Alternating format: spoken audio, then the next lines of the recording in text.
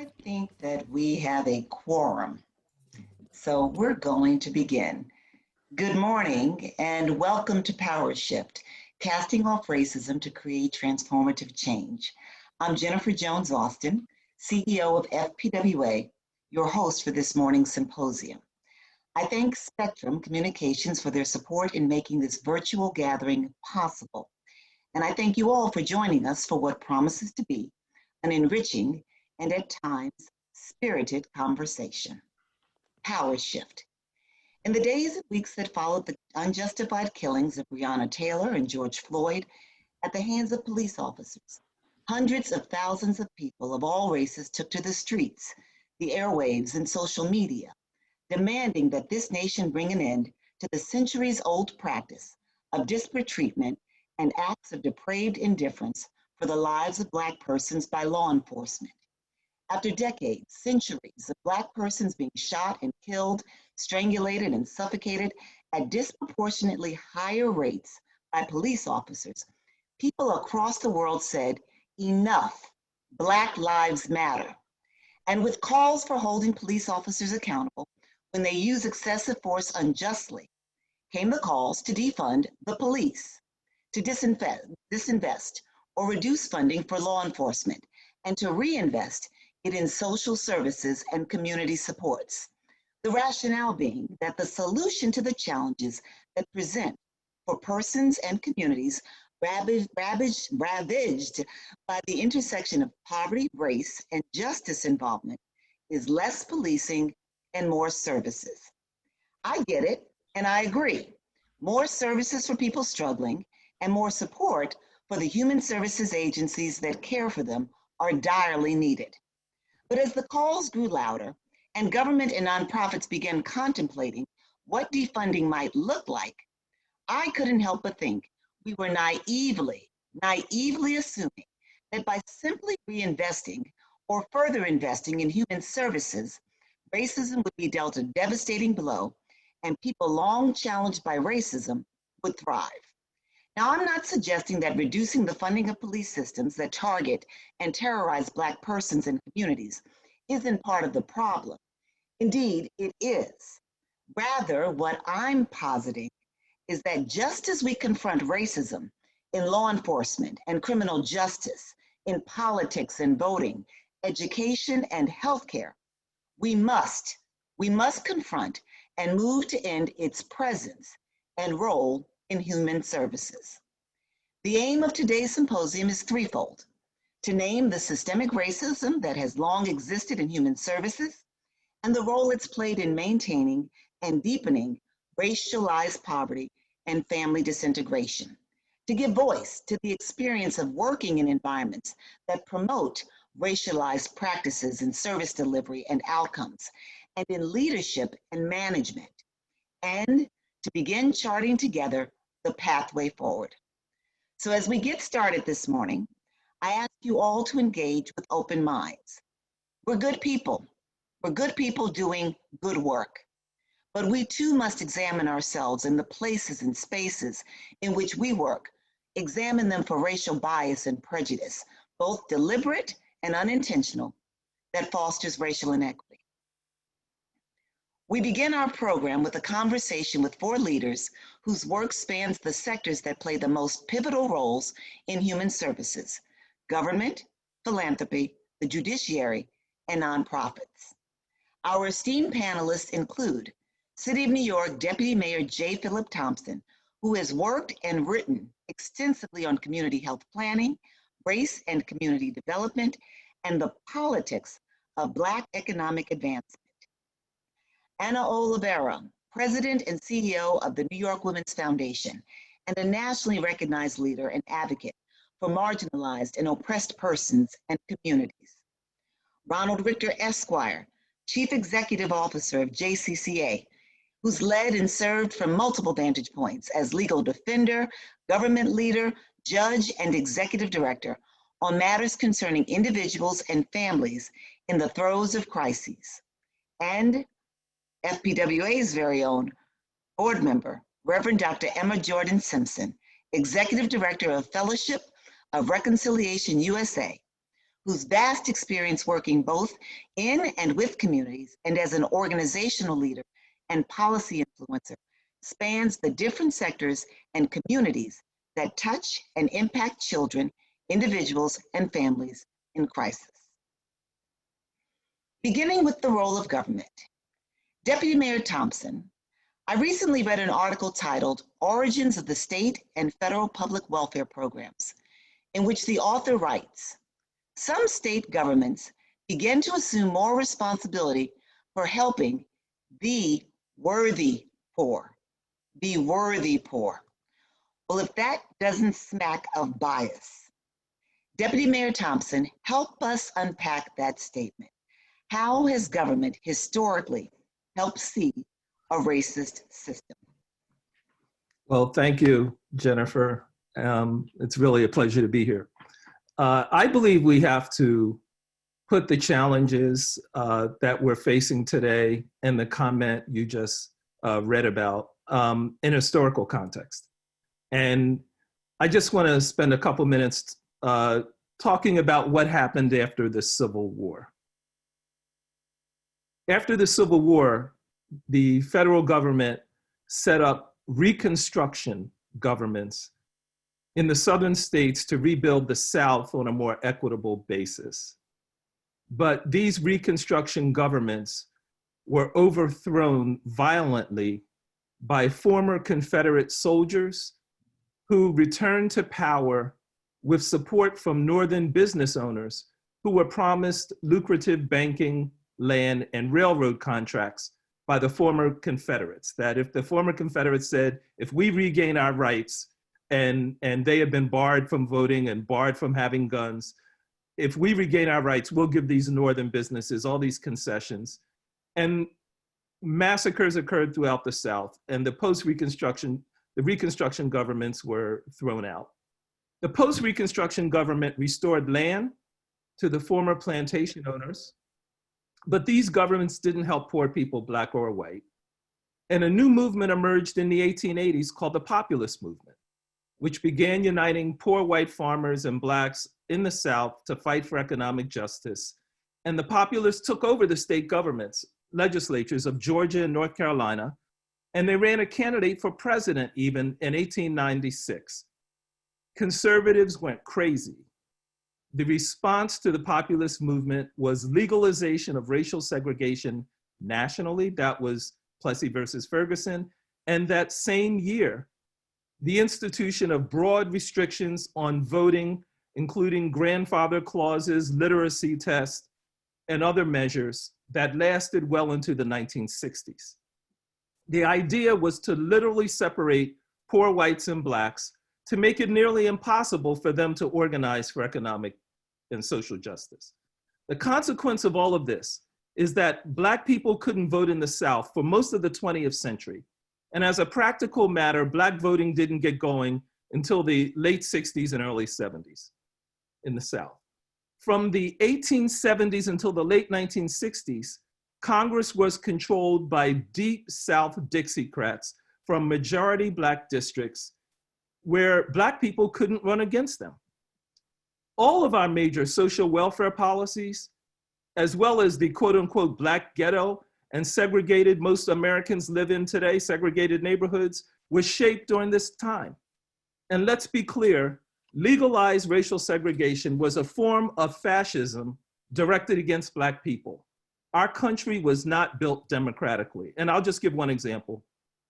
At the insistence of Congress, New Deal programs in the 1930s and the post-World War II GI Bill were implemented in ways that reinforced racial segregation. The GI Bill helped 200,000 veterans start farms or businesses. Veteran Authority mortgages paid for 5 million new homes for veterans. It paid for 2.2 million veterans to go to college. It paid for an additional 5 million vets to obtain vocational training and everything from carpentry to refrigeration. And at one point, 17% of all federal employees were social workers administering these programs. Government literally created the white middle class, but exclusion from these programs, because at the insistence of Congress, They were administered by state governments, which administered the programs on a racially segregated basis. Exclusion from these programs simultaneously created Black poverty and the Black ghetto. Blacks were excluded around the country because social welfare officials deemed them unworthy. And because of widespread racism, this was accepted. I could give a similar example in policing or in education, but it's essentially the same story. Public policy is deeply rooted in the legacy of white supremacy, and we need to construct methods of mental decontamination and radical reimagination if we want to construct a legitimately equal society. And that means all of us, not just white people, because Black people, Latino people, we were trained in segregated institutions. I worked in academia at MIT for 20 years. I was at Columbia. 95% of the professors are white. And they're the ones who credential people, who say what is knowledge, what is good practice, what is bad practice. So all of us have been infected by this history. And today it continues, even in governments that present themselves as being centered on equity and progressive policy and practice. Let's talk a little bit about that. Who's at the table making decisions in government? And, who's in the seat of power at the national level, the state level, and the local level when contracts are being awarded, when RFPs or services that would be provided by RFPs are being considered, when we are looking at data and we're making decisions about what organizations are worthy of renewed funding. I can't help but think that there is a strong element of racism present in those activities as well, because we often as government don't bring community to the table. Can you talk about that? Well, I as you suggested, I think this is very true at all levels of government. And you'll find people of color underrepresented the higher up in government you go. As you move up the ladder, deputy commissioner, commissioner, secretary, you'll find fewer and fewer people of color. But I would say even when you do have people of color sitting in seats of power or running a legislature, they don't have the institutional support behind them in order to change policy. There are many, many institutions that churn up all kinds of ideas and policies in support of the status quo. And there's hardly any funding or any support and little institutional capacity to challenge these things. Because as I said, challenging them requires changing a lot of mindsets, really deeply. Take our school curriculum. That history I just mentioned, that's not taught in our public schools. Right. It takes recreating all of that. That takes a lot of work, a lot of support. And so you'll find that administrators who want to make change are really struggling. How do we do that? I'll give one example. We are now in the process of retraining 5,000 school security officers who have been under NYPD. They're now going to be under the Department of Education.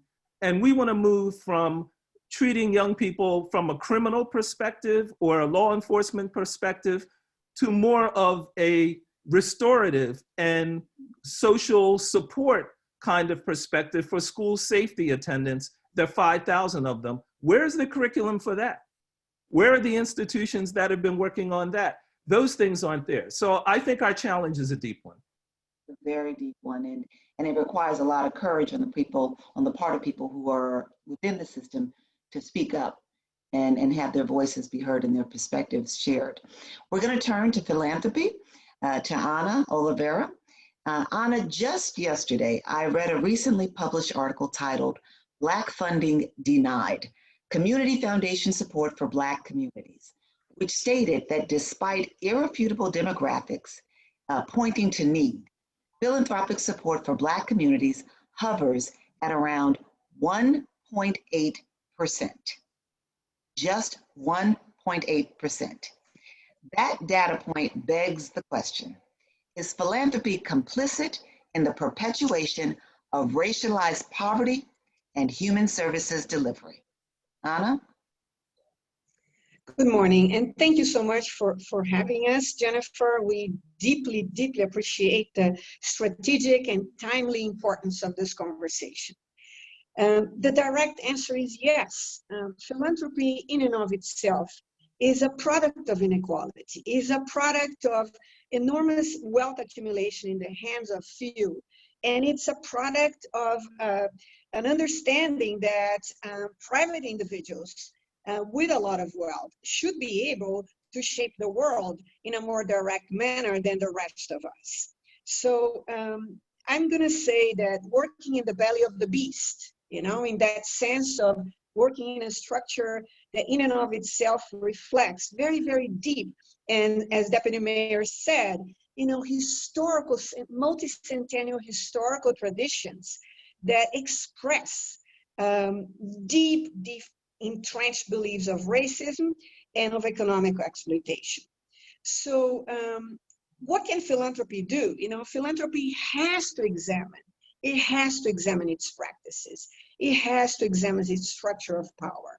And it has to make a choice between being a transformative, truly structural transformative force in society, or being an enabler of the continuation of structures of inequality, racial structures of inequality, economic structures of inequality, gender structures of inequality.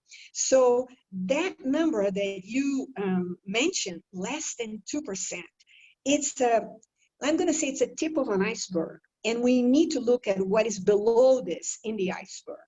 So just like in government, you know, like we think about who is making decisions in philanthropy. I mean, let's remember that these are dollars that when they go to philanthropy, they don't go to governments. And that the decision-making in philanthropy is really important to be analyzed. Most foundations do not have boards that are by and for people of color and poor people in this country. Most foundations are not headed by people of color and by poor people in this country. Most foundations do not turn over decision-making to community members. And that means that, you know, you're talking about the issue of, you know, disinvesting from police, and I'm going to say from police, putting ICE here too, because that's a continuation of the structures of exclusion, disrespect, and oppression. So that kind of thing, that kind of shift needs to happen in philanthropy as well. So philanthropy is really about the shift that has to happen is who has power in it, who is in it, who is making decisions, who sets the priorities, who sets the definitions of who is deserving of being invested. So what we see is that the same beliefs about, well, are people capable, you know? So when you look at organizations that are by and for Black communities, by and for Latinx communities, poor communities, Native communities, Asian communities, you see that constant proving set of demands that philanthropy, consciously or unconscious, by omission or by commission, imposes in communities. How do we need to change that? We need to change by changing who is in philanthropy. Now, let me say that we believe that philanthropy has a catalytic role. Philanthropy has a very different role from government, but philanthropy needs to be accountable. These are dollars that have been made in the backs of people, the very communities they are underinvested, the very communities that are deemed not worthy of transforming their own lives in their own terms. So at the New York Men's Foundation, why am I working in the belly of the beast? Because it matters where capital goes. It matters what gets funded, like it matters what gets counted. It matters what gets funded. Now, it's not just a matter of putting dollars there. It's a matter of putting dollars in the decision-making of by and for. So, you know, we have a dilemma, which is the current suffering. The exploitation produces and reproduces very deep suffering in our community, Black communities, Latinx communities, Native American communities, other communities, Asian communities, immigrant communities in general. Yes, we got to respond to that. But the most important thing that philanthropy needs to invest in our opinion, is in people, movement leaders who are seeking to change the very structures that reproduce that suffering. Let's talk about that. Let's just delve in a little more deeply into that, because one of the additional data points that is so striking is that when you look at investment in communities, you have foundations overwhelmingly investing in direct services. Now that's important, right? Helping people on the ground with food supports, rental assistance, after school and educational supports, senior centers. That's all critically important. But there are marginal investments made in structural change. FPWA, as many people know, is an anti-poverty social policy and advocacy organization. And it wasn't until I came to this organization that I appreciated how the system essentially it just kind of regenerates. We can't really get ahead with respect to, philanthropic engagement in tackling these issues, because there are really just a handful, and FPWA is fortunate to know them, organizations like yours, the Ford Foundation, the Clark Foundation, the New York Community Trust, Kellogg Foundation, and just a few others who make investments in structural change that are comfortable with getting engaged with policy and advocacy work. But in the main, most of the money goes to just kind of what's happening in the here and now. And again, it's important, but it doesn't necessarily move the needle. And it's just like we keep doing the same thing over and over and expecting different results. So I think that, there is no doubt that, let's just take the devastation of this pandemic. I'm going to say engineered to reproduce the same racist killing of people. Black and brown people, Black and Latino communities are much more impacted economically and health-wise in our own lives by this pandemic. That is not an accident. So now we respond to urgent needs in the pandemic. People are hungry, people are homeless, people are dying, etc. But it's important to also respond to engagement. Let's get people to vote. Let's talk to people about how come you're ending up in this circumstance? What is going on? And once you respond to your immediate need, how can you get more agency over your life? And how can you be engaged in collective movements? Part of what happens if we just fund the immediacy of social services is that there's an isolation of the recipient, and there is this unintended, perhaps, communications that people are receivers, that they are not constructors of their lives, they're not actors of their lives.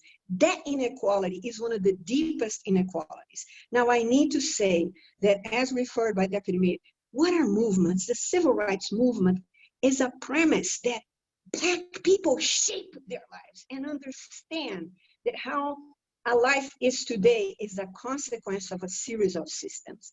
When we talk about immigration policies, and by the way, when we look at immigrations in this country, we have Black and brown people from so many countries coming into the country and being treated with the same, breaking families and racist policies. So what can philanthropy do? Philanthropy can be daring. Philanthropy can do what government can't do. Philanthropy can invest in people's dreams and visions.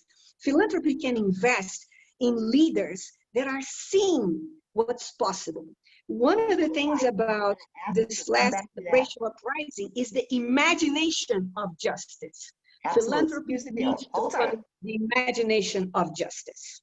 I want you to hold on to that, because I want you to come back to it, and we're going to have a dialogue about that, because that's so critical. I'm going to turn now to Ron to talk about the judiciary and its role in human services.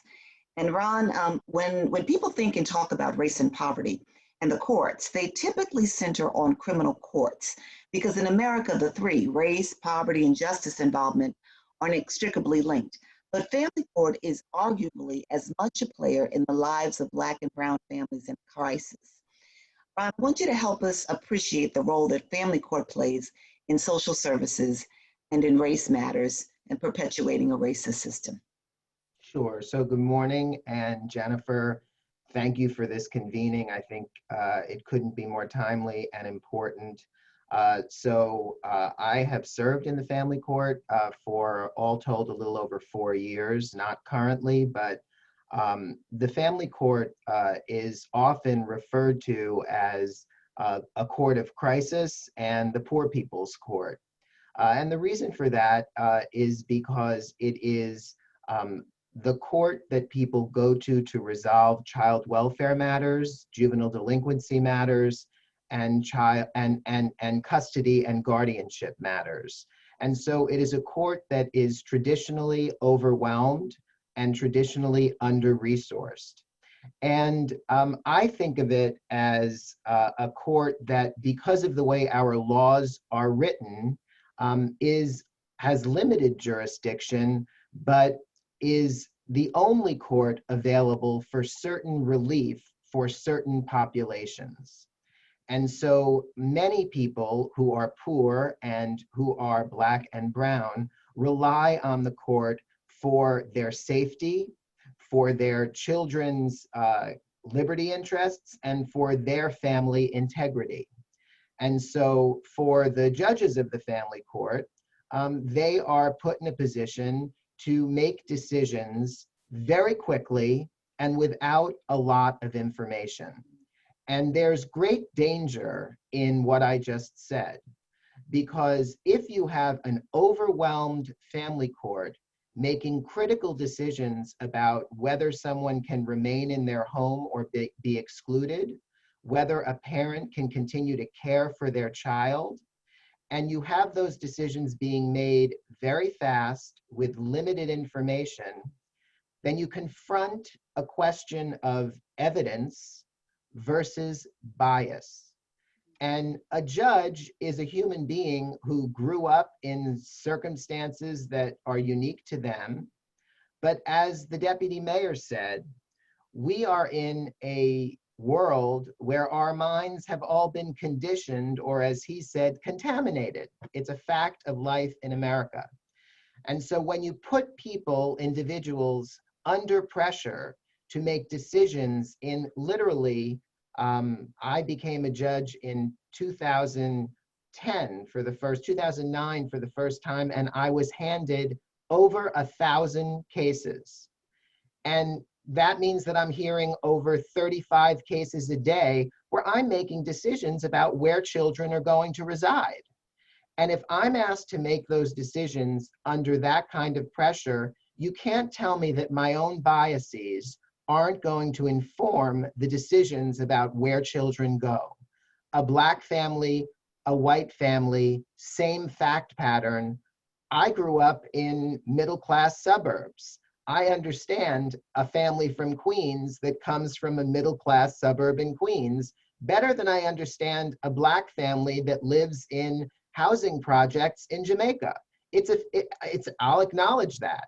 And so the people that I know, I think I probably am inclined to do something different than something that is unknown for me, that I probably have a whole bunch of, not evidence, but information that I put upon them, project upon them, based upon the fact that I'm an X-year-old white man who grew up wherever I grew up.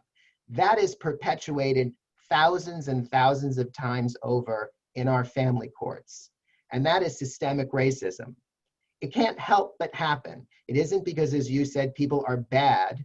It's because the family court is an overwhelmed court where people are called upon to make critical decisions about the integrity of families without time, without resources, without evidence.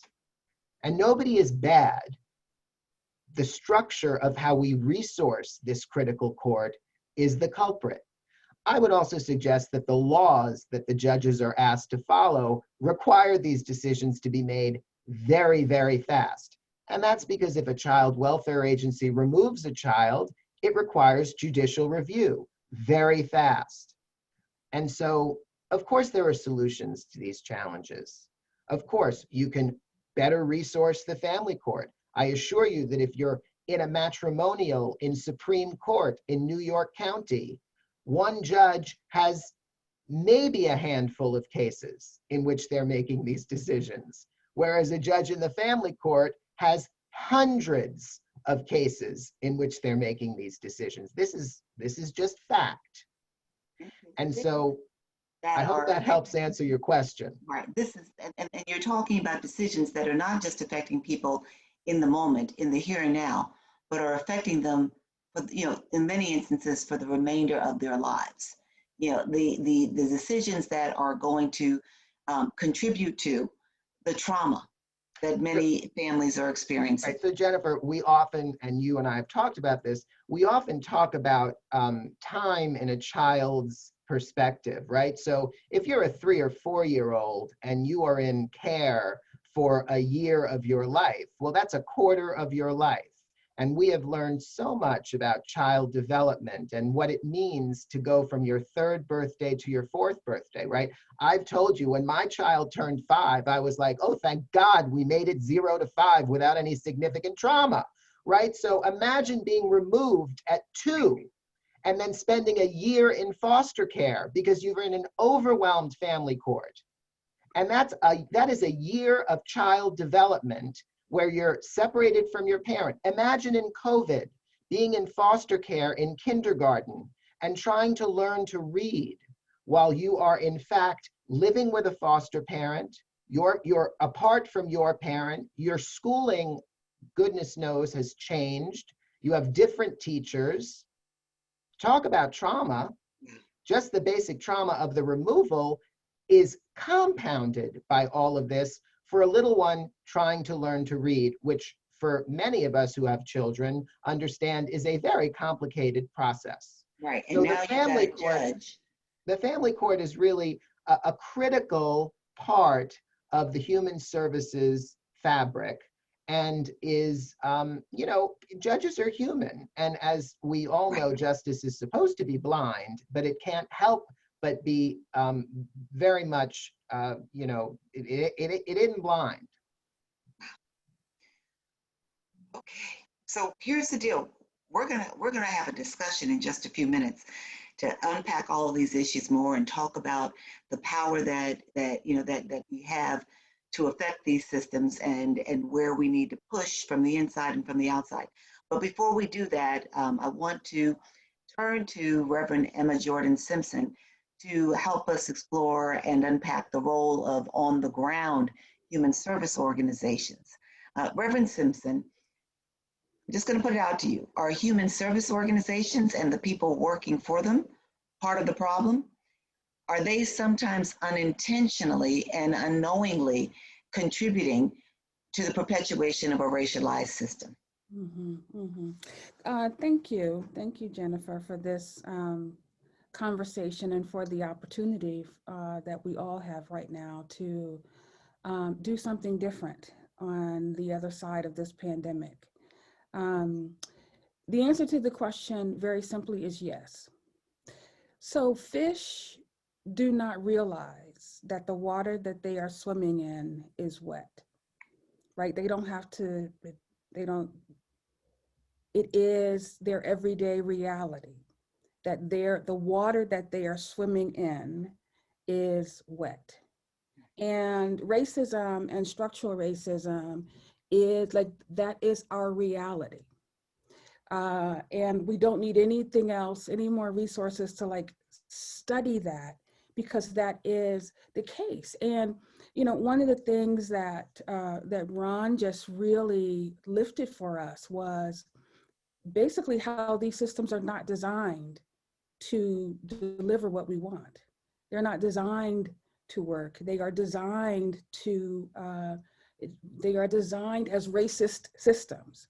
And we all participate in those systems. And when you think about just what it means, for a nonprofit agency to exist, even in New York City.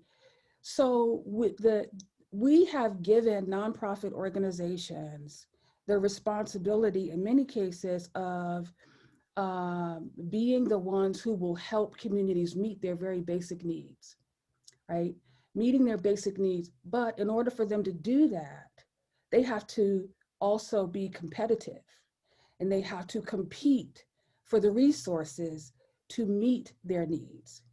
That we're already right now set up, so that we're delivering to one part of the community, to some parts of the community, less than others are privileged to have just because they woke up that morning and they were breathing. So they're competing for resources, and then they're measured according to, certain kinds of metrics, like efficiency, like their fiscal discipline, not how they collaborate with community, not how community is empowered.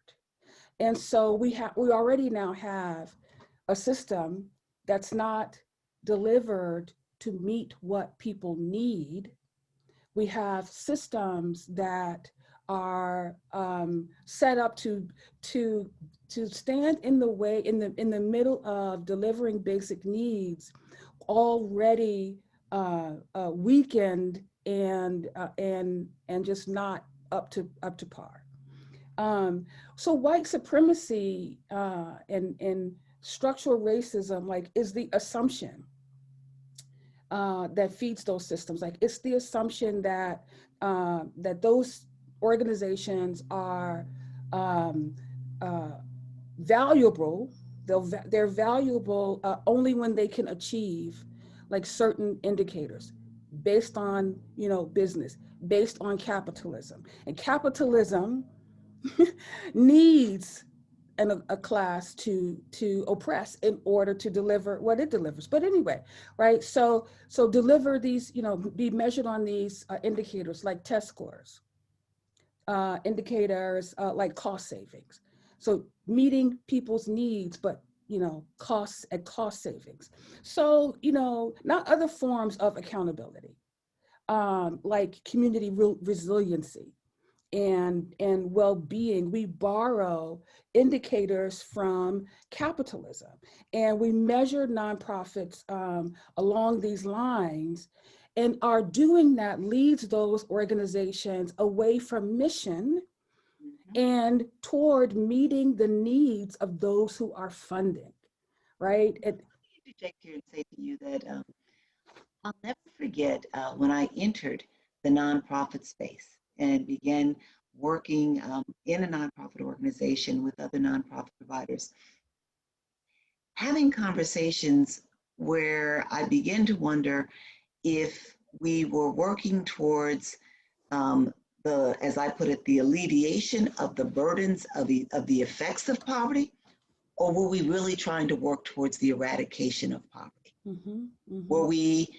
working to make sure that, Johnny was in a good after-school program, and Johnny and his mom, had food on the table at night, or were we trying to figure out how to help Johnny and his mom really achieve upward mobility? Mm-hmm. And it began to feel like we were maybe overwhelmed, perhaps, but settling for the former. If we just get Johnny some food and his mom can pay the rent, Johnny and his mom are good to go.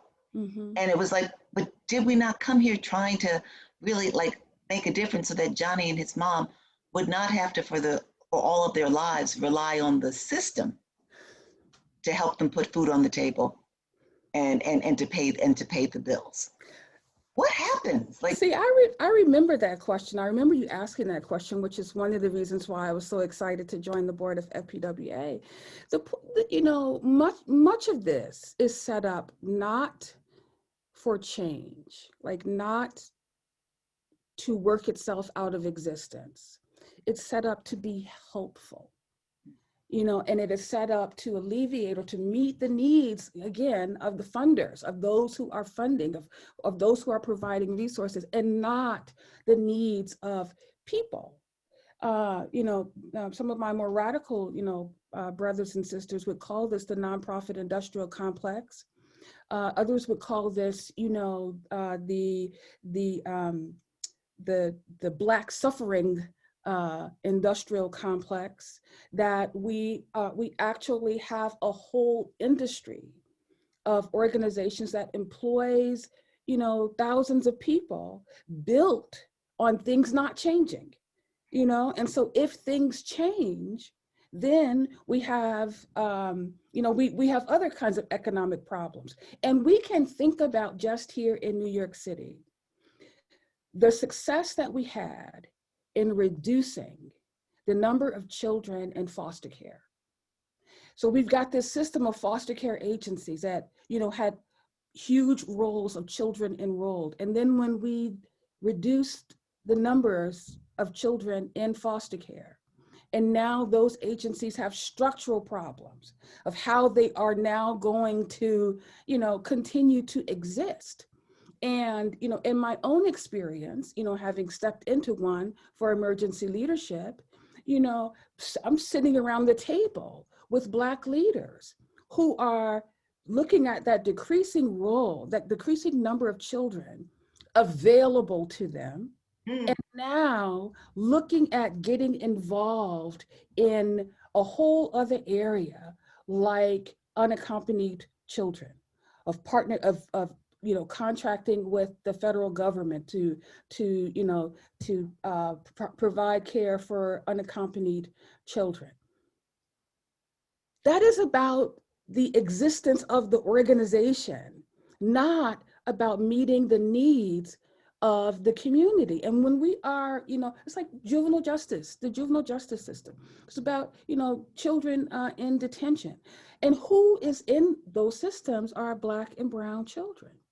And who's leading those systems are Black and brown people.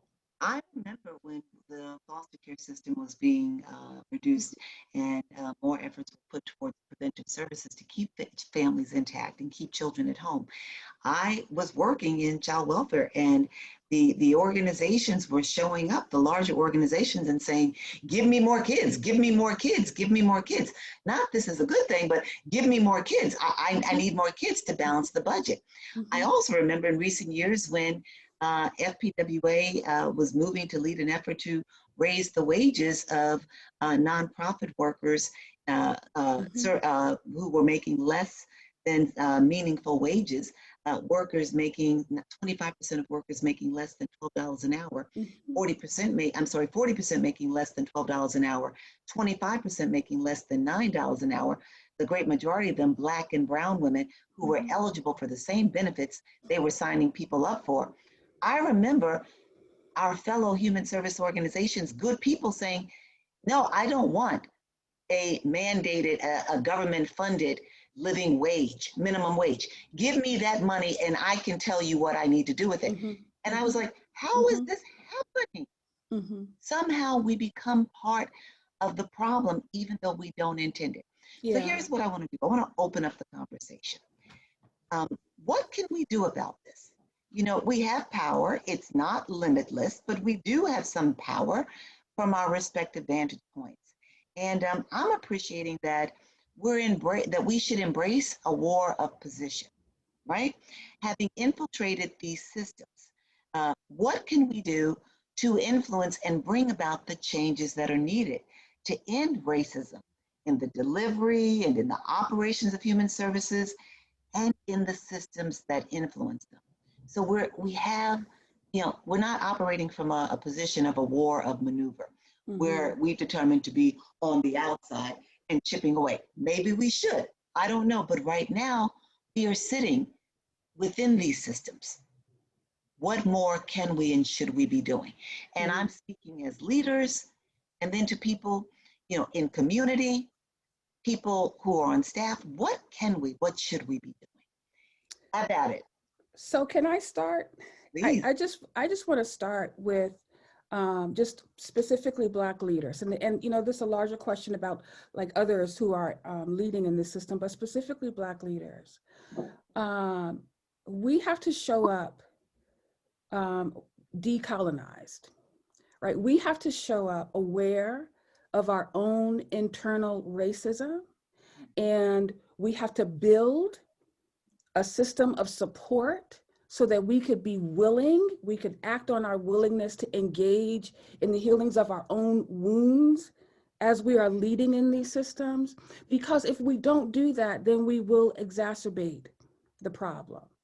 And we will contribute to the lethality of these systems, you know, on our communities. Because to be in a position to imagine which is what all of this needs. We don't just want, we have to want more than equity within this current system. We have to have the wherewithal to imagine a totally new system. And that's not just like today, it is what Martin Luther King, that was his fear. That was his fear when he was dying. He said, we are integrating into a burning house. And that's where we are right now. So we don't want equity, we don't just want equity within this system. We want to be in a position to imagine a totally new system that does not depend on Black suffering. Absolutely. Can I jump in here? Please. Reverend Dr. Jordan Simpson said something earlier I want to go back to, and that is one of the most profound legacies of slavery is the idea that business shouldn't be held accountable to standards of justice. Government should, nonprofit should, but business should only pursue profit, and they're exempt. And the reason, otherwise the economy won't function. That is a direct slave owner, plantation owner argument that has survived to this day. So one of the things I think we ought to do strategically and is make sure none of our public dollars go into companies that are not employing the poor, that are not employing people from NYCHA, that are not paying fair wages and livable wages. It just shouldn't happen. One of the things we did a month ago was to say in our new project labor agreements with the unions and contractors, 30% of everyone on the job has to be from NYCHA or from a high poverty neighborhood, or else you don't get a contract. We now want state law to say that for all city contracts, and we have a Black leadership in the state Senate and the Black Assembly, they ought to pass this so that our public dollars are not going to undermine the work that all of your nonprofits are trying to do every day. So I think that's a starting point for getting to what Dr. Jordan Simpson is talking about. We need a different economy that doesn't create injustice that foundations and social welfare agencies every day are trying to make up for. And we're always fighting uphill. I think that, based upon what Dr. Jordan Simpson is saying, that, a lot of organizations are pledging to do race equity work right now in the face of the George Floyd situation, and that's heartening. But I think that work has to be connected to a real hard look at organizations' missions. And in some cases, organizations in New York are hundreds of years old, and questioning this concept of an organization's business model and an organization's structure, and whether the original purpose is actually connected to the circumstances of the clients that the organization is serving, and engaging in real conversations with the communities and the clients, and checking that in a real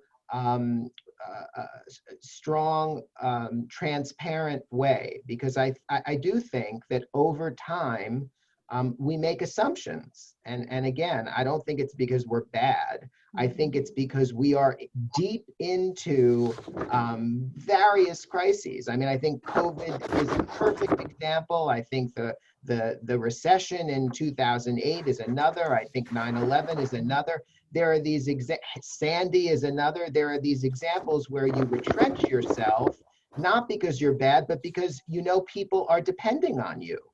And so you assume certain things without checking yourself. Very similar to being a judge. Judges are not compelled to check themselves because they're overwhelmed by being by responding to stimulus.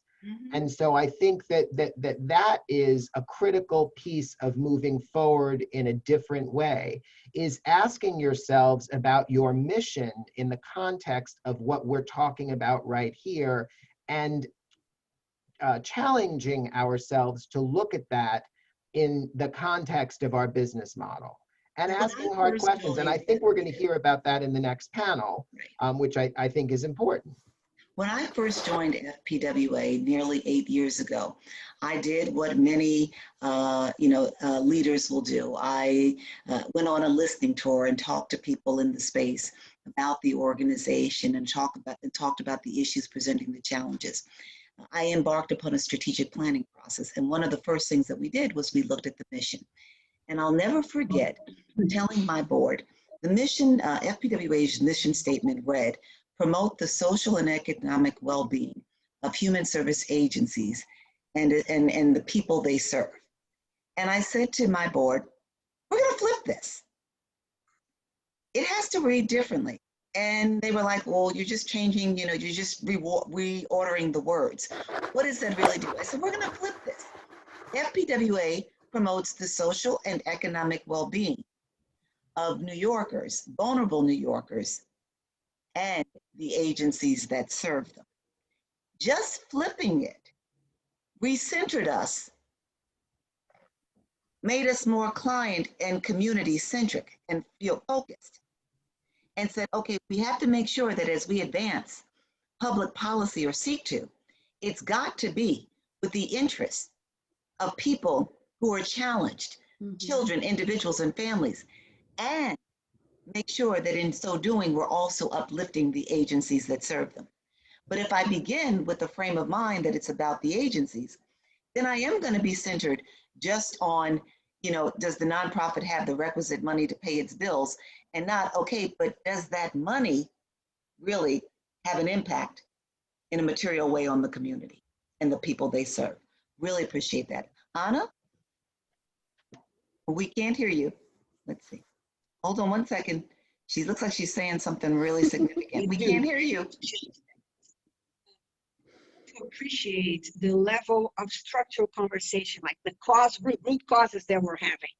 But I'm going to say that I think we need, on one level, we need collective action. We need agreement on some basic, fundamental policy changes that we all can move in our various sectors. Someone already mentioned, and that is the poverty of the people working in our sectors, in government. Let's be real. In New York City, we have government workers that make below the federal poverty level and the state poverty level. We have the same in not-for-profits already being mentioned. Funders cannot be complicit. I'm talking about philanthropy, cannot be complicit on that. Cannot do meager funding that keeps people down. We have to understand that that part of things is immediate. It can be resolved immediately. I wanted to acknowledge something that I'm able to capture in the chat about the transparency, about the issues of maximizing in the system as it is. The issues of justice, the issues of transparency, the issues of inequality.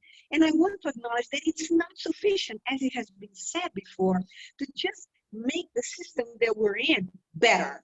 It is necessary, but hardly sufficient. And then I think, as I said before about philanthropy needs to find that imagination of justice. It needs to find that bold, daring thing, and it needs to work towards its own demise, right? So what does that mean? It means giving money out. It doesn't mean maintaining things to its perpetuity only. What is the purpose of a system of perpetuity? To perpetuate inequality. We need to fund today the world that we want to have today. So in terms of the original question for me, Jennifer, that you had about the underfunding of Black communities and by and for Black organizations, particularly those who want to change the structures. So, philanthropy needs to fund leaders and their vision, not tell them what their vision should be, not tell them what success is for them. Listen to people and adopt what success is for them. And I think that shifting posture in philanthropy is really important. Who leads? It's not philanthropy. We are not there because we're experts on anything. We are not there because on a daily basis we're out in the streets. We are there because we are in a very privileged position controlling capital that needs to be directly given. And I'm going to say in general support operating grants to leaders that are shaping the world. Now, in all of our sectors, we need to be willing to work towards fundamental economic sustainability of our workers, fundamental dignity of our staff members, fundamental dignity. I love that you shifted the mission. I just want to give you kudos for that because you put people first, not organizations first. And for me and my colleagues in philanthropy, I do think that we've made enormous progress around issues of racial, I'm going to say, belonging, having more Black people in boards, more Black people running foundations, but still it's a tiny little dance. We need to change our practices and move towards the urgency of giving up power, giving up capital, so people can create the world that we need. That was a word. That was 4 words. I wish we had more time, but we've got to shift. I want to thank you for bringing forth some harsh and bitter truths that we have to confront as we seek to move forward. And I'm going to suggest that this is not the last conversation that we will have, but just the beginning of more conversations to come. I thank you all so very much for bringing your voices to this very, very important discussion. Thank you. I'm excited to turn the conversation over now to Ann Williams Isom. She's our moderator for the second panel. Ann Williams Isom, Esquire, is the James R. Dumpson Chair for Child Welfare Studies at the Fordham University Graduate School of Social Services. For those who aren't steeped in the history of social services in New York City, let me just say, James R. Dumpson was commissioner of the New York City Department of Welfare in the late 50s and early 60s. And at the time of his appointment, he was the only African-American commissioner in the United States. And he was also the first social worker to hold the position in New York City. And he was a board member and is now an emeritus member in the memoriam of FPWA's board. Ann herself has a distinguished career in child welfare, education, and community engagement, and she's worked directly with each of the systems impacting human services. And in the interest of full disclosure, I'm going to tell you all that she's my ride or die. She's my partner in this work. So I'm going to turn it to you, Ann, and I'm going to just start. I don't know if I've ever shared with you that when I was in law school and had decided that I wanted to be a child advocate, I spent a semester in family court, and it was that experience, seeing mainly Black and brown children and families week after week in a David and Goliath fight with government, albeit with a different outcome than David. It was seeing that made me want to do systems work, to engage in a war position, working from within to bring about change. In your various roles of leadership, you've done so. First of all, Jennifer, that first panel was something else. I'm sitting here and I'm feeling all kinds of emotions. So I just want to thank you for this very important conversation. I'm feeling emotional, right? Because we've been in this field for over 20 years. And something that Reverend Doctor said was that it's personal for us. Mm-hmm. This is about personal reflection and introspection. And then once you as an individual leader can figure out what role you play in this, then you can think about, well, what group am I in and how can I influence the group? And then what institutions am I a part of? I've been thinking a lot about this because at the Harlem Children's Zone, I went and I did the direct services mode, right? And so we're graduating kids from college. We say that our goal is to end generational poverty. We're in the community and we're working and we're doing that, Jennifer, but have been thinking to myself over these past 6 months, but we send them out into a world that doesn't want to give them a job, that doesn't see them who they are. And so I'm very conflicted about where we are and what we need to do. And so thank you so much for this very important conversation. And then I'll see you on the tail end of this, okay? I got it. Thank you. All right, panelists, we got a hard job. We thought we were gonna have a conversation just about kind of the status quo a little bit. but that previous panel has really pushed us. We are not going to have a conversation about whether racism exists, whether or not it's in the social service. It is here, and we are a part of it. So I want you, as you just introduce yourself a little bit, 2 sentences, and then tell me your reflection on that first panel, and then we'll head into our discussion. Keith, I see you smiling at me. Why don't we start with you? I had a feeling you were going to pick me first. Diane. Yeah, I'm Keith Little. I'm president and CEO of SEO Family of Services.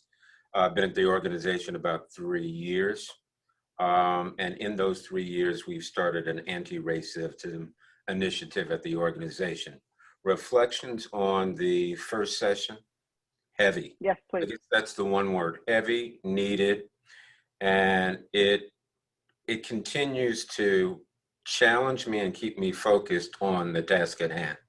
And so I think that's a good thing. Yeah, I think it is. And I think we're going to push ourselves. This is it's going to be a hard conversation for us, but we're going to have courage, and we're just going to speak. And if we can't do it, nobody can. So thank you so much, Keith. And I'm really looking forward to you. Jeff, can you introduce yourself and tell me your thoughts from the first panel? Sure. Good morning still, everybody. I'm Jess Danhauser. I'm the president and CEO at Graham Windham.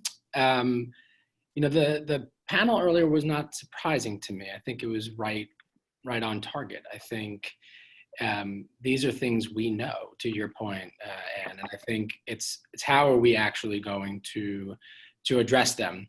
A few things that came to mind. First of all, the mission. I helped write a mission at Graham Windham in the beginning of my tenure here that included talking about children and families affected by abuse, neglect, and delinquency. And if you think about that is post something happening, it's an assumption that I think has racist implications within it.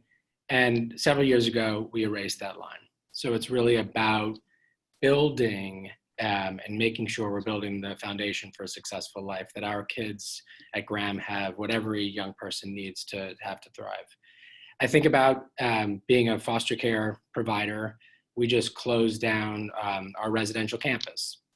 It is the single most expensive investment I've asked our board to make, to close something down, not to invest in something that's really going to help in Hunts Point or in Central Brooklyn, to take down a system. I've got many other reflections, but I'll pause there for a moment to allow the other panelists. Thank you so much, Jess.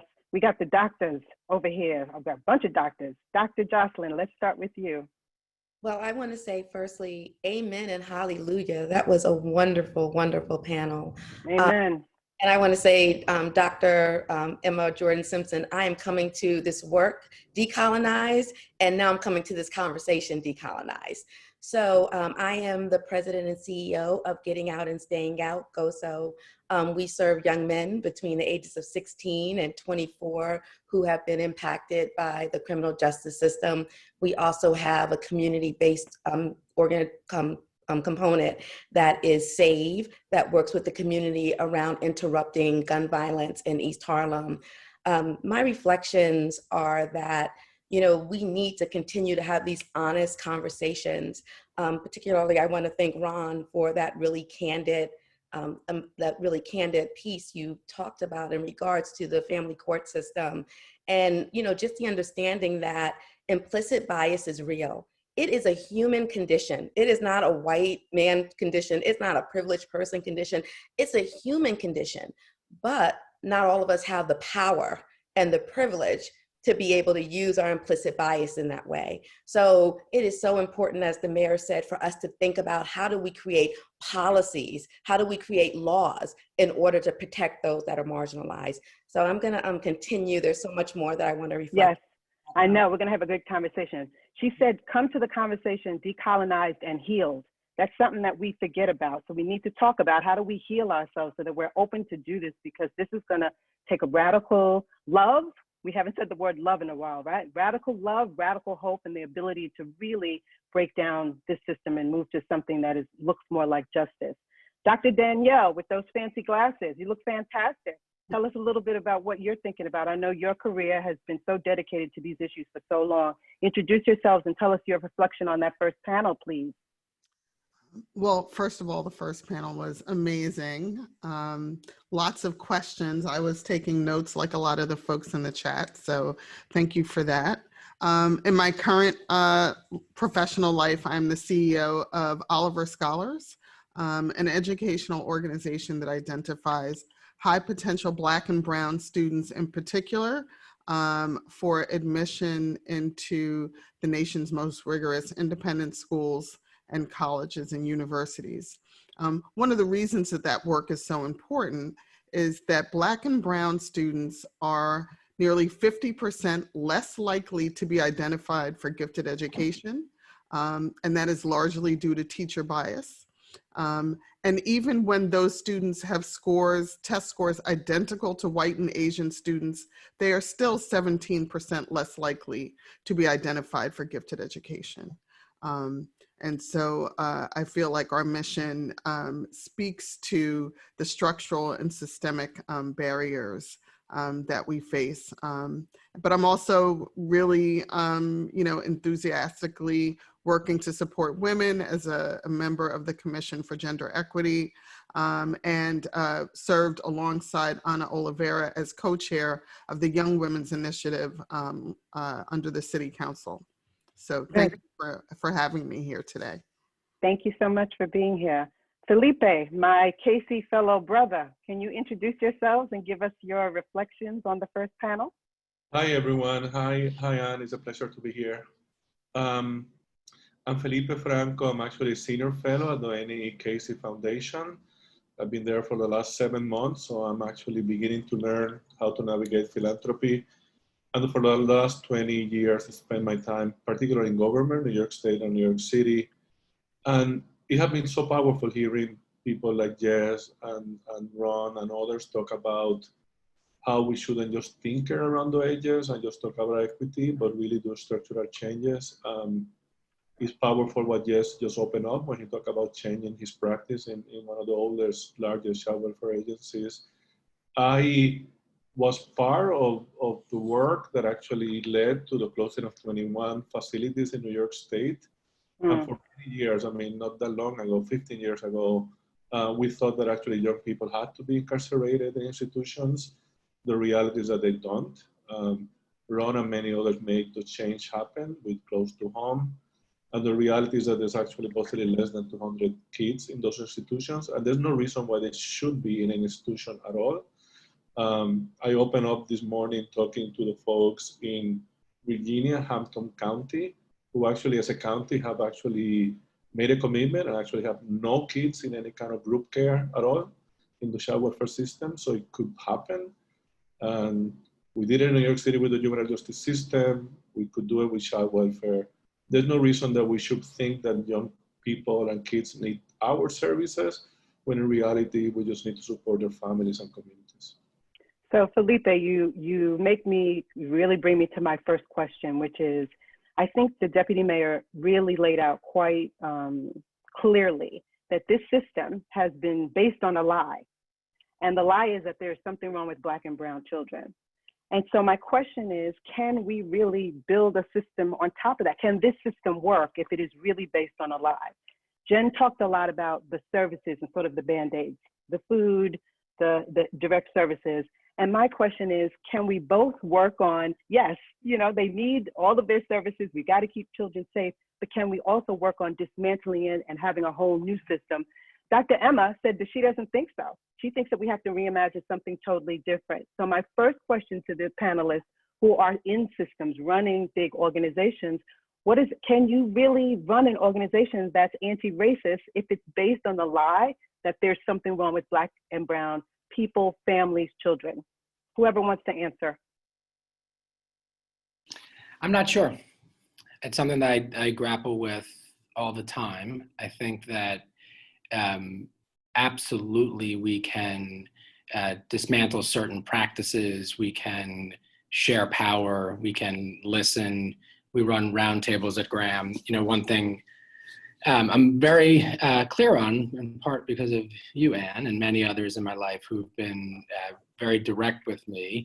I was 17 the first time I was told I got a job. It was the head counselor at a camp because I was white. And Deshaun was right. And so I carry that, and I wonder, I know we can share power. I know we can vision with people the work we're doing at our Family Enrichment Center that really is guided by what the community wants. We only have 3 staff, and it serves over 1,000 people. And it's really people serving people. And so I think we have to work extremely hard as leaders of these organizations to see how far we can get. And at the same time, we can't be so protective of our organizations that we're not willing to let go and to really be part of a new vision. And so my answer at this point is I don't know. Working very hard to try to get as close, but I do think all of us have to understand that we'll lose power, privilege, and organizationally and individually if we're really going to build what we want. What do others think? Thank you, Jess. Felipe? Yeah, I mean, I think Jess brought it up in the issue of, sharing power is so important. And I think in a way we have been, and you and I, we're part of the fellowship, we have been taught to believe that actually we're leaders and we're unique and the ones that actually have the solutions. And the reality is that the more we think about it, and I think actually Anna kind of challenged us that way, the real solutions are actually in those who are actually impacted. And we have to figure out a way of changing philanthropy, government, and social services. Instead of thinking about our metrics and expertise, really value those that actually have the solutions because they're actually close to those challenges. So, I mean, I don't know how it will look like, but I do know that actually at the foundation, I need Casey, we are really shifting our commitment to really think about outcomes in a completely different way and thinking about how we really just have to have conversations with those who know the most. Yeah. Danielle and Jocelyn, did you want to add anything to that, or we're going to move? Go ahead. I just want to add to that I do think that we can build on top of this while we're dismantling at the same time. But I think that the building comes from philanthropy, our boards believing in leadership. And what Anna said was so true, is that this is about feeding the visions and dreams of the people that we serve. And even though we need to continue direct services, we need visionaries and creative leaders who understand the populations that they are serving in order to also help to create, systemic change for what we're dealing with. And change means that there has to be so much more work around how do we create programs that empower people while we're still giving them the resources that they require. And, we talked about philanthropy and, their investment in Black and Brown organizations, but also their investment in Black and Brown leaders. I'm not going to go on because I want to hear from my colleagues, but I do want to say that, my colleagues like Dr. Moss and Jennifer and yourself, we're not only doing this work, we live where this work is. We were raised there, and we understand and we see our children. I'm sure when Dr. Moss is seeing her children, she's seeing her daughter. And I know when the young men I serve, I'm seeing my sons, and I want to see real outcomes for them. I don't want to just feed them and give them Metro cards. So I do think that we can build on top of why we're dismantling. You're making a great point. And to add to that, though, I wouldn't wait 4 years to fix something. If my kid needed something, I would make it happen right away. Exactly. So there's something about us feeling very comfortable when we're using phrases like share power, empower people. It sounds a little bit of like the same old thing, you guys. And it sounds like 2 years we're going to be talking about, oh, we started this great program and we've engaged the community and they say they want that. I just want to push us. I don't think it's about the same old thing, right? So one thing I wanted to say is I am, heartened by all the conversations about systemic and institutional racism. But I'm worried because I feel like when you say systemic racism, you take this conversation into this ethereal, other lands where it's like, no, it's not the people. The people are good. Let me tell y'all something. The people are not all good. Right? The people are not all here to do the work. The people are not all here to see Black and brown folks thrive in ways that they deserve. So, and I think shared power is important, but I think also some people need to cede power, like remove themselves from the conversation. Right. Or, you know what I'm saying? So this idea that I'm going to pay to play, right? If I'm going to be on the board, it's going to be based on my, financial contribution, regardless of how far removed I am from that community, the issues in that community, and so I think I just don't want us to move away from the personal responsibility, because I have been at the table. I've had a board member look me in my face and say the problem with Black America is that 14-year-old Black girls don't know how to keep their legs closed. Right. That was my conversation in the dining room at the Yale Club. So listen, and at the Harlem Children's Zone, the whole board was white men. Okay. And so there's much work to get done. Keith, you want to jump in here? Yeah. I'm concurring with my colleagues. I think in order for true meaningful change to take place, it has to be dramatic, and we're not dramatic enough right now. Woo. I think we're taking baby steps. We need to take those giant steps. It's great that the country is up in arms. It's great. And it's great that the country being up in arms, that there are white folks who are up in arms. So that's a nice thing. What I wonder is, how do we take it to the next step?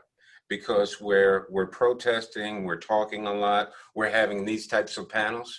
We need to go into that action mode, and actions need to be significant. So there's those small actions of looking at diversifying board of directors, looking at metrics and things like that, but there are those big actions where we need to make major policy changes. And I think to our benefit is going to be not just Keith Little or just Dan Hauser doing things at our own organizations. It is important that we come together as a system. This is great, but we need to come together often and intentionally to really move things forward. Otherwise, I think we'll have the same conversation a year, 2 years, 5 years from now. Keith, I agree with you. And I want to push you, because you work in an organization that serves primarily Black and brown children, and probably your staff is also primarily Black and brown.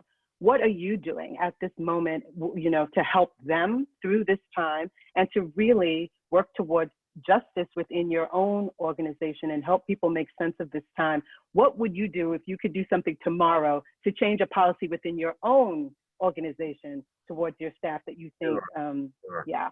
So let me just start with this, is that I realize more and more that my staff is traumatized. And when I say my staff is traumatized, it's both my staff of color and my white staff, and they're traumatized in different ways. But my white staff are traumatized because we're having uncomfortable conversations and they're being asked to step up, either step up, step down, or step out. And then my staff of color, particularly my Black staff, they've gone through this their whole lives, and their mothers and fathers and their grandfathers and their great-grandfathers and their great-grandfathers. So this has been going on for a while. So it's important for me to know that my staff is feeling it, and they've made no bones about letting me know. So for me, I think what's important is, number one, is to be intentional in terms of my efforts to do what I can within my organization. Part of it's listening, and I've become a better listener, because there's a lot of opinions. And it's interesting. When George Floyd took place, I sent, like every other one of us, I sent out a statement to staff about my position on that. That's perfunctory. And my staff challenged me. And I thought that was a good thing. They're like, we hear what you're saying. You're talking the talk. Now, what are you going to do to walk the walk? And good for them. It's important for them to keep challenging me, and I think it's important for all of our staff to keep challenging us. The things that we're doing are the baby steps right now. First, we're doing foundation building, where we've done training over the course of the last 2 years, undoing racism, implicit bias, so that we understand what we're up against. That was step number one. we're hoping to move that forward with what are the actions we need to take, because we spent a lot of time on that. Within the last 3 months, I began to have conversations with my board of directors, and those have been interesting, if I'm being honest and transparent. I like that, interesting. Yeah, I'll leave it at interesting. Yes. But I think there's a shift in terms of I'm serious about this, I'm passionate about it, but don't look at the issue, don't look at me, because it's easy. One of the things, and I think it's for African Americans and people of color who are in leadership positions, a lot of times those in power look at the messenger rather than the message. And so I'm not doing this because I'm Black. I'm doing this because it's the right thing to do. And we need to level the playing field for my staff and for the clients that we serve. So I want to come back. Jess, I want you to pick that up too. But Danielle, since he mentioned it, you know, I've been reading so much about how Black leaders are exhausted in this moment. It's not like we weren't exhausted before, but they are exhausted right now. You've spent so much of your time helping young leaders, Black leaders, find their voice, find their place. I'm wondering what you're seeing, and if you have some thoughts or even advice, as Reverend Emma did, in terms of what leaders need to do and be in this moment. So, you know, every once in a while, a young Black professional will reach out to me and they'll say, you know, thank you for making yourself available. I reached out to so-and-so, other Black leader, and, you know, they didn't support me the way I thought they would. They didn't show up for me.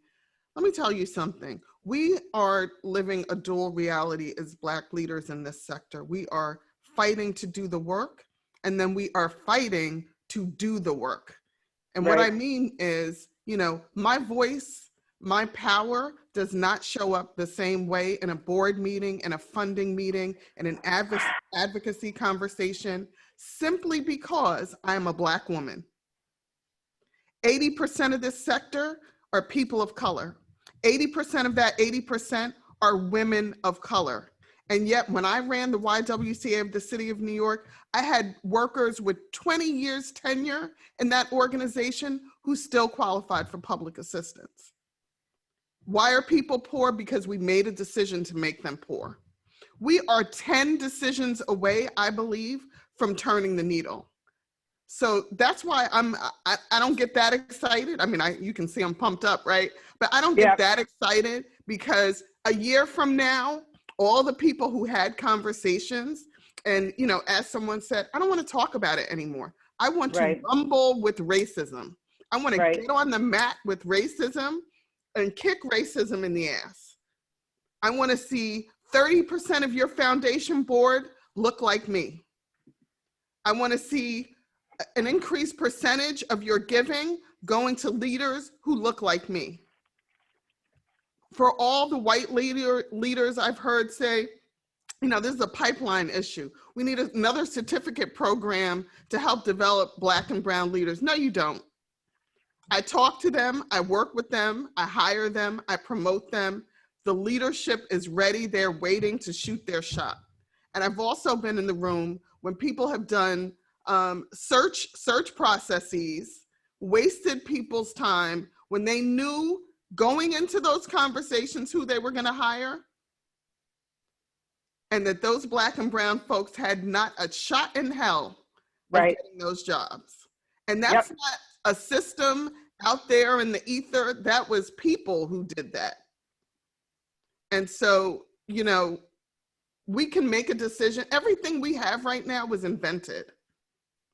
We can make a decision today to invent something else. What does your organization need to do? What does your agency need to do within the next year to be radical and bold and to give people a seat at the table? And since people love accountability so much, at the heart of all of these issues. One thing I learned co-chairing the YWI with Anna and Joanne Smith, Black women are at the bottom of everything. Healthcare, we can't get that. Jobs, we can't get that. Housing, we can't get that. And so, but that's people doing that. That's people in rooms making decisions. And I'm saying we are radical and bold enough. We have everything we need. We don't need another study. We don't need another survey. We don't need another conversation, webinar. We need to do the work. And since people love accountability, I think it's anti-racist policies and procedures and clear accountability about what that needs to look like. And we should demand it of all of the leaders, especially those leaders that we say are making their livelihood on the backs of Black and brown children. And can I just say one more thing? And it's up to Black people and brown people whether or not we have done a good job. They are the only assessors that matter. And that's the uncomfortable part. Because people want to come back a year from now and say, you know, we did Undoing Racism, we did the best we could. Mm-hmm. Until I say that you've pulled the knife out of my back, the knife is still in my back. Amen. Amen. All right, somebody react. Dr. Jocelyn, you want to react to that, Jocelyn? I agree. Thank you, Danielle. And thank you, Danielle, for even creating spaces for other leaders. You know, Danielle created a space for those of us who are CEOs, who are women of color. And I agree, being a woman of color, it's exhausting. It's exhausting, especially when you're doing this work. And you are the one who is like, I'm going to be courageous and I'm going to have these conversations with my board and with funders. I had a funder who has funded my organization for over 8 years ask me during our conversation, were we going to create a strategic plan, which was one of the first things I identified when I came on board. But for 8 years, we haven't had a strategic plan. But for some reason, now you want to ask me about a strategic plan. Now, I've been a nonprofit leader for a really long time. So again, that was the first thing that I recognized, that we needed that. So the idea that your expectations of me as a leader was completely different than your expectations of the leader before me, who was amazing and did the work for the right reason, but it was different. And also, to Danielle's point, is that you have to look at the folks that are feeling the pain and help them. And I'm like you, Danielle, I'm like, not one more research. I don't want to talk about research.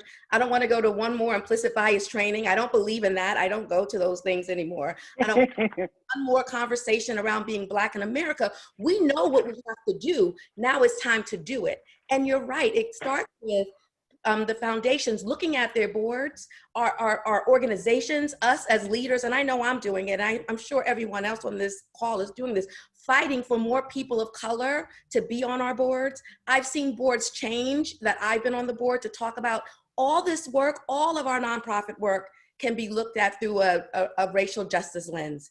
Every piece of our work, whether it be a cultural institution, an education institution, whether it be arts or the work that we're doing with children, it can all be looked at through a racial justice lens. And what do we want for the long term for people? How are we going to close this wealth gap? This impacts all of us. We're talking about the people that are going to, this is what's going to happen to our children. Why are Black men who are middle class more apt to be poor when they grow? Like, we need to think about this. This isn't one person's problem. And we're leaving talent on the table when we're not investing in our programs, because there is talent in the juvenile justice system. There is talent in the education. There is talent that you're leaving when you're not giving the leadership or these nonprofits what they need, and when you're not changing the way that we do this work. Well, Jennifer told us we didn't have to solve the problems, but we have to raise them. And Lord knows we got some solutions in here too, Jen. We're coming up with some ideas and pushing the envelope a little bit. She's smiling at me. And we want to do another panel, another time on Black women leadership, by the way, because that's a whole nother conversation. I remember when I became the CEO of the Harlem Children's Zone, right? 1,800 employees, 13,000 kids, a budget of over $125 million. And it was Anna Oliveri who took me to lunch one day and was like, you don't have power on day one, right? And I was like, what do you mean I don't have power? And it took me 3 years to figure out what she meant by that, and then how I had to figure out what I needed to get done, in spite of the fact that I was trying to serve my Black and brown children, sort of, right? And not understanding that. That support we really need to give to each other. Felipe and Jess, I want you to jump in here. Thoughts? Yeah, I mean, very quickly. I mean, I think Emma brought it up that sometimes we are so connected to the idea that actually there's certain institutions that are the solution to the problems that we forget what we wanted to do at the beginning. And I think, there's actually a term in Latin America called chulos de los pobres. I mean, there's actually a whole bunch of institutions that are created to serve poor people, where millions of dollars are spent supposedly on their behalf. And I think sometimes, and I think many of the people in this table actually will agree with me, we have to get out of the way and just get people the resources to do it. I think we spend too much time thinking that we have the solutions on behalf of others, that we have doctoral expertise. I've been one of those for many, many years, when in reality, some of the best expertise, some of the best ideas are actually in those that we're supposedly serving.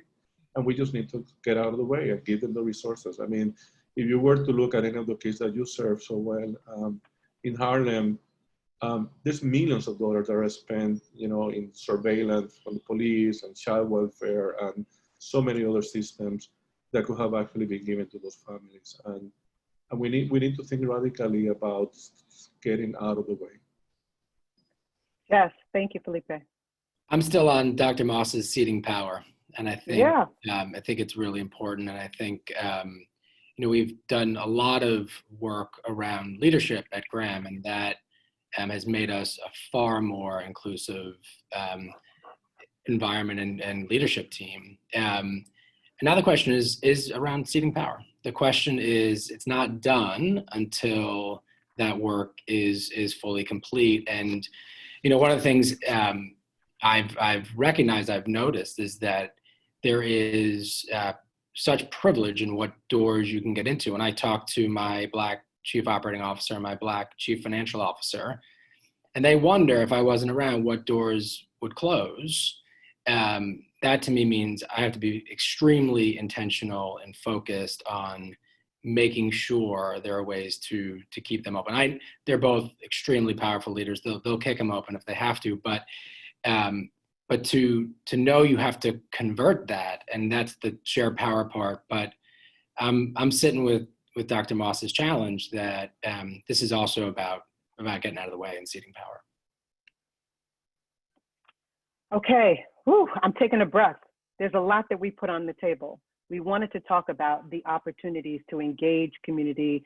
So, one of the questions said clients. Even the use of the word clients is not the right word, right? That we're there to support them, and we're trying to provide supports for communities. We wanted to talk about leadership and the importance of leadership and leaders of color.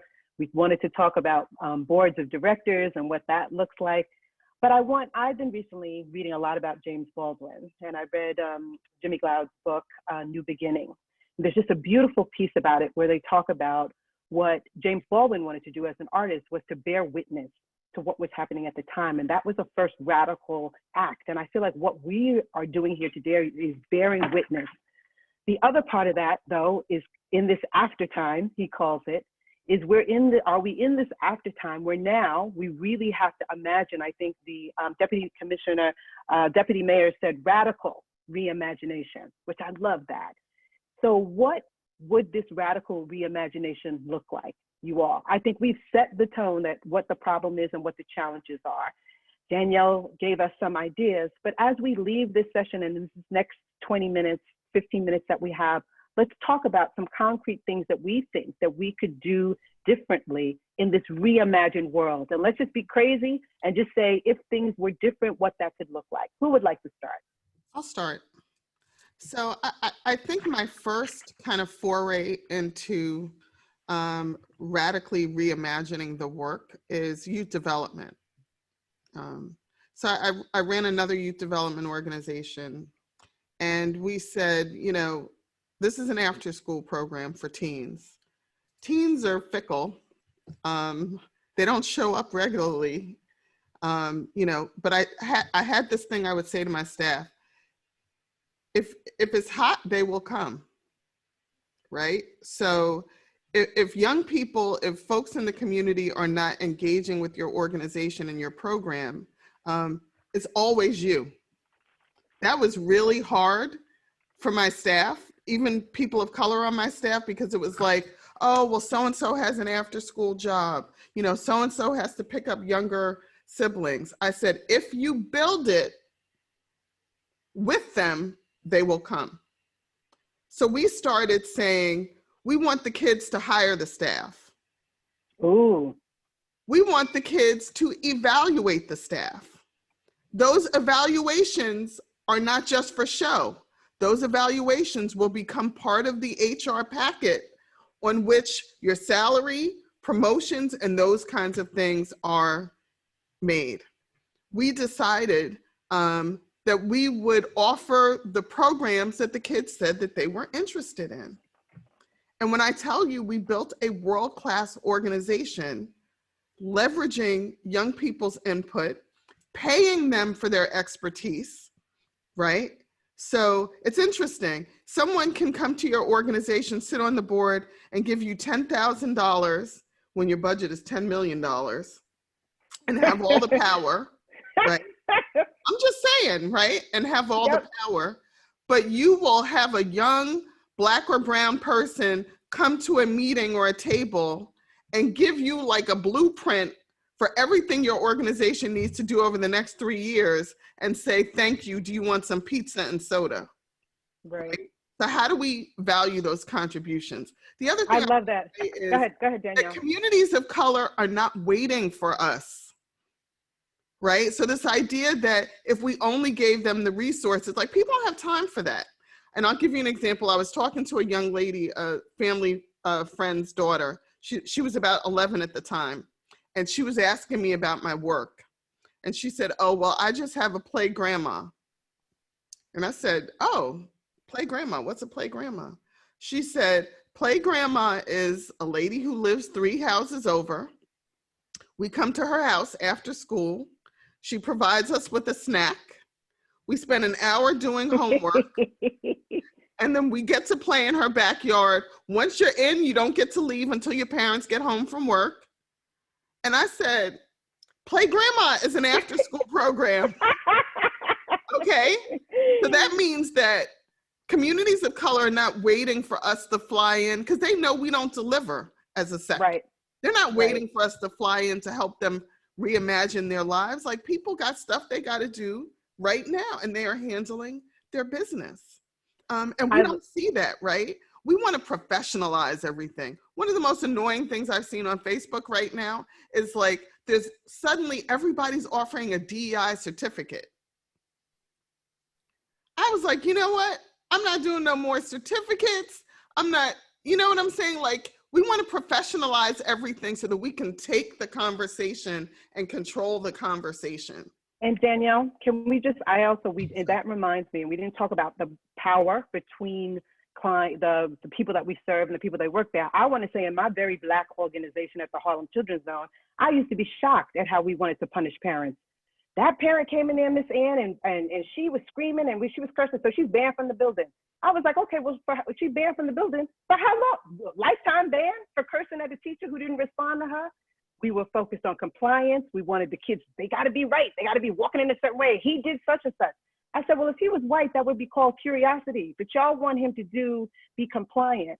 So there's much we could be doing, even in our community-based, engaged, connected to the community kind of thing, that we as organizations try to maintain control and power and make parents and children and young people and whoever it is do the things that we want them to do so that we can maintain the status quo. I just wanted to make sure that we say that because there's much to be, much that can go under with this power and engagement. Jess, oh no, Keith, go ahead.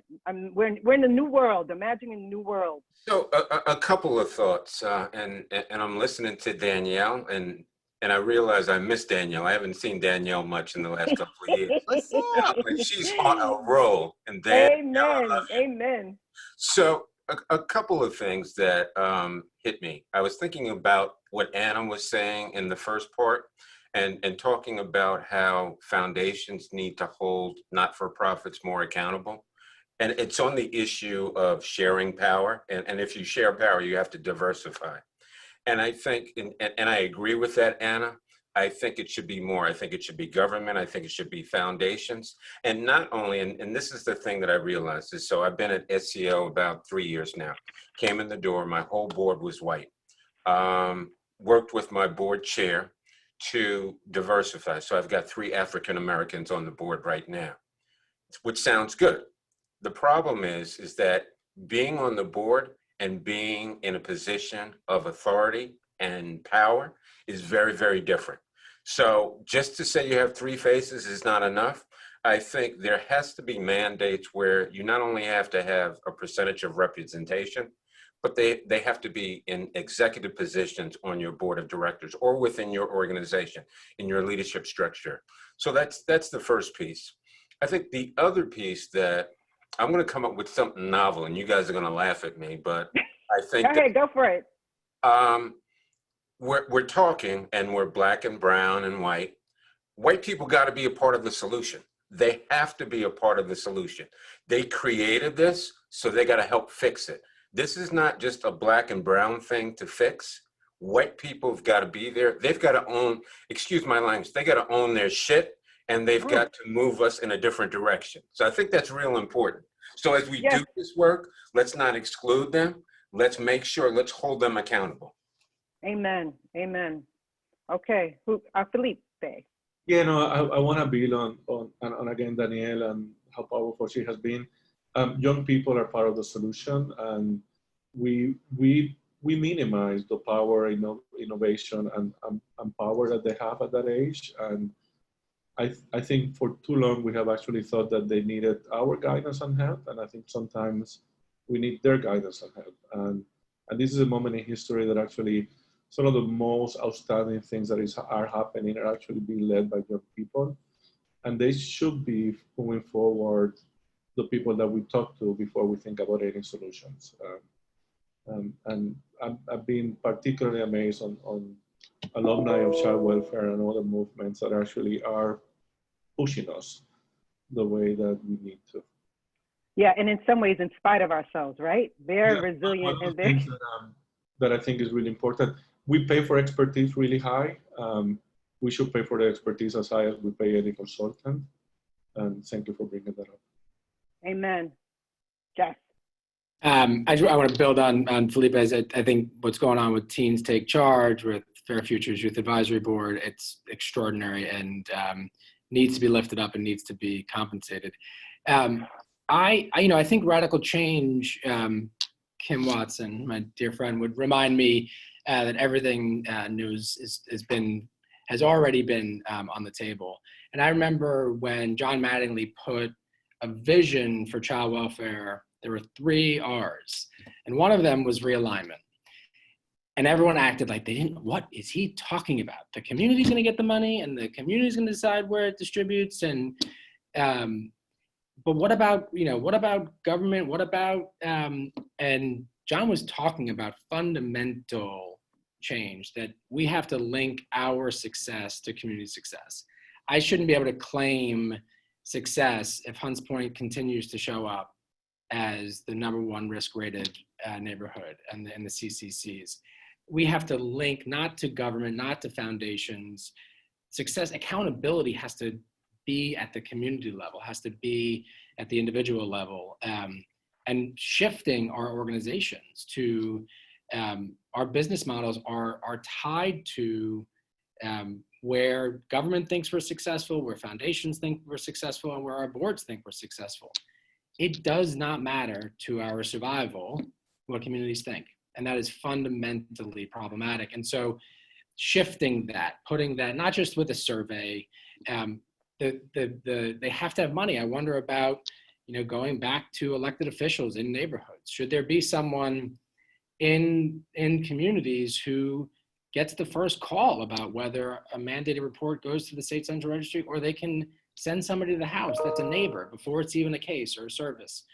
So I think we have to flip the entire structure on its head, where communities at the top, they set the goals for their community and we follow. Ooh, that's powerful. And it also reminds me of what Reverend Dr. Jordan Simpson said, that it's actually based on Black and Brown suffering, right? Not just that we don't care how they're doing, but their suffering is how we move forward. I don't even know Dr. Jocelyn, yes. So I want to say thank you. I think that what you said, Keith, is so true, right? Like, diversity doesn't matter if there's no voice. If they don't have power and voice, I don't care if you're diverse. That doesn't matter whether it's a company, a board, it doesn't matter. You have to have voice, and you have to give people of color voice and understand like the structure of this country, and that, that, like you said, Danielle, $10,000, even $50,000 in my $5 million nonprofit shouldn't give you the only voice on how we do this work. So I think that I love that. And that honest conversation is really important. But I also think that across the board, we have to stop criminalizing being Black. And that means being, being a Black mother, being a Black child. We have to stop criminalizing being Black. And I also think that there's a lot of work to be done on the government side around how do we create a fair criminal justice system. And one thing that I really feel strongly about is that we have to think about policing. I don't know how I feel about defunding policing. I think in some places it's right that, you know what, there's not police in our schools, that now that the safety officers are under the Board of Education. But I also think that we need to start thinking about police officers should not come from outside of our communities. They should not come from Long Island. They should not come from Westchester. They need to come from New York City. And there is a way for CUNY to partner with the communities in order to create programming for young people to get the training they need in order to be able to go into the police force. And so I really feel strongly about this. I think regardless of color, someone who has no relationship with New York City, it's fear. And when there's fear, when you're not used to being in a NYCHA complex, I come from a middle-class background. Anyone who was raised in New York City, I know Jennifer, we have been in NYCHA complexes as children. So I think that there's something to be said about police coming from New York. And I think that long-term, when I re-envision this is something that we can do with our public institutions and our communities. It's so funny when you mentioned that last point, and we were talking about that at the Harlem Children's Zone. We have something called safety nights, and they are the brothers and sisters who live in the community, who work there. They had the best information because they knew anytime anything was going to go on. The kids respected them and listened to them, and we didn't have any incidents, but it wasn't criminalized, right? We were all there to keep each other safe. So much to get done and much more to think about and all of that. Well, I think we are coming to the end when I'm going to transition back over to Jennifer. Any final thoughts from this panel? I feel like we could have gone on for a while. Thank you so much for pushing past your feelings of comfort. I think that's what we're going to need. I have been saying recently that I have been living with feelings of rage and love, and I've been making sure that they reside right by and with each other so that I'm not letting go of either one. And so in the book that I was reading, I love this Maya Angelou statement. It says, history, despite its wrenching pain, cannot be unlived, but if faced with courage, need not be lived again. I think that's what we have to make, this commitment today to not live again the things that we know do not work. And if we can't do it, and if we can't do it at this time, I'm not sure when that might be possible. Thank you, second panel. Jennifer, can I hand it back over to you? You're not gonna leave me. I'm not leaving you. Whew. I thank you all for these conversations. I have to tell you that you all spoke some very, very, very significant, meaningful, impactful, necessary truths. And the hardest part for me in this conversation, and so many of you are dear and good friends, so you will know that when I say what I'm about to say, it is sincerely felt. The hardest part of this conversation for me was not really being in it, but actually moderating it, right? Because what I firmly believe is that if we do not have seats of power, however minor they may be, whatever positions of power and authority that we have, if we don't use them to speak truth, to call out injustice, to call out inequity, then we haven't done our work. And we have just squandered the opportunities and the gifts given us.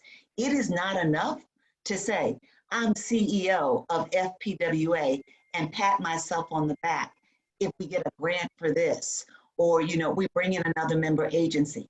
If I'm not challenging the system that I know at its core is corrupt and divisive. When I first came to FPWA, I shared with some people, some of you, that I went out and I did the work, right? I found out what people were saying and what people were thinking. I did the work with the staff to find out what they believed was needed. And then I went and I sat and had a conversation with my predominantly white, mature board. And I will never forget one of the gentlemen, one of the the individuals who, I'm not going to call names, I think I'll be okay, wasn't one of the biggest donors. But he literally sat in that boardroom in this most beautiful Roman, building that sat on Park Avenue that was, beloved by many. And I actually was slightly embarrassed by it because I realized what was happening in the communities-based organizations where nonprofits were struggling to keep the lights on. And we were sitting in this kind of ivory tower-like space. But I'll never forget, I gave the report that people said that this organization, as powerful as it has been, is like a sleeping giant. Someone asked me, if FPWA went away, if it closed its doors, would anyone notice? And then I said, we need to be the change. We need to be out there and be bold and be courageous and, and upend, the system and not contribute to the continuing demise of Black and brown persons and people of low income in the city. And I'll never forget this board member sitting in this grand room, sitting at this grand table, looking at me and saying, you act like you've just been elected president and you brought your cabinet together. Ooh. And you are asking us to tender our resignations. He said, who do you think you are? And in that moment, I sat back. Some of you know I invoked a little bit of Natalie Jones. I remained composed and dignified. But then I found the William Augustus Jones Jr. in me too. All right.